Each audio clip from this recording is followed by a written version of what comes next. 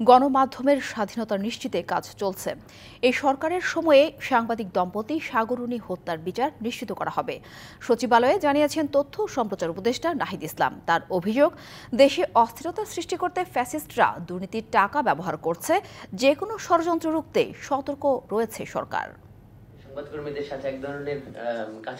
সচিবালয়ের তথ্য ও সম্প্রচার উপদেষ্টা নাহিদ ইসলামের সাথে সাক্ষাৎ করেন ঢাকা রিপোর্টার্স ইউনিটির নেতারা।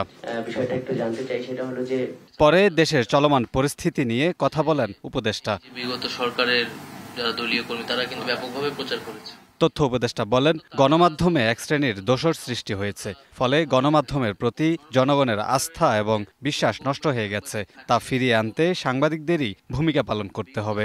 বিগত সরকারের যেইভাবে একটা দোসর শ্রেণী তৈরি হয়েছিল, এইটা আসলে অকল্পনীয়। তারা দলীয় কর্মীর থেকেও আরো বেশি অনুগত হিসেবে কাজ করছে। এরকম সাংবাদিক কিন্তু প্রচুর। সিআরআইতেও কিন্তু সাংবাদিকদের একটা বড় সংখ্যক পার্টিসিপেন্ট ছিল এবং তারা থিঙ্ক ট্যাঙ্ক হিসেবে কাজ করছে একটা দলের। মিডিয়া তো একটা ট্রাস্টের জায়গা, সেই ট্রাস্টের জায়গা কিন্তু অনেকখানি কমে গেছিল। ফলে মানুষের ভিতরে একটা ক্ষুব্ধতা আছে।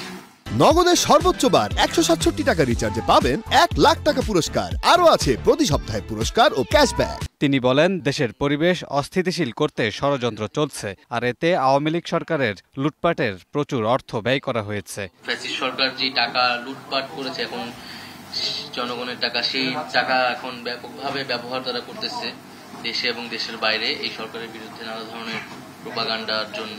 যে কোনো ধরনের একটা অস্থিরতা তৈরি করতে চায়, উত্তেজনা তৈরি করতে চায়। এখন একটা মিথ্যা খবর, একটা গুজব কিন্তু অনেক বড় ঘটনার জন্ম দিতে পারে। পুলিশ সংস্কারে রাজনৈতিক দলগুলোর সহযোগিতা চান তথ্য উপদেষ্টা। জানান, অন্তর্বর্তী সরকারের মেয়াদেই সাংবাদিক দম্পতি সাগররুনি হত্যার বিচার নিশ্চিত করা হবে। অবশ্যই আমরা চাবো যে আমাদের সরকারের সময়ই এইটার বিচার আমরা দেখে যেতে পারবো, এই প্রত্যাশা আমরা করছি। Kamrul Hasan, DBC news, Dhaka.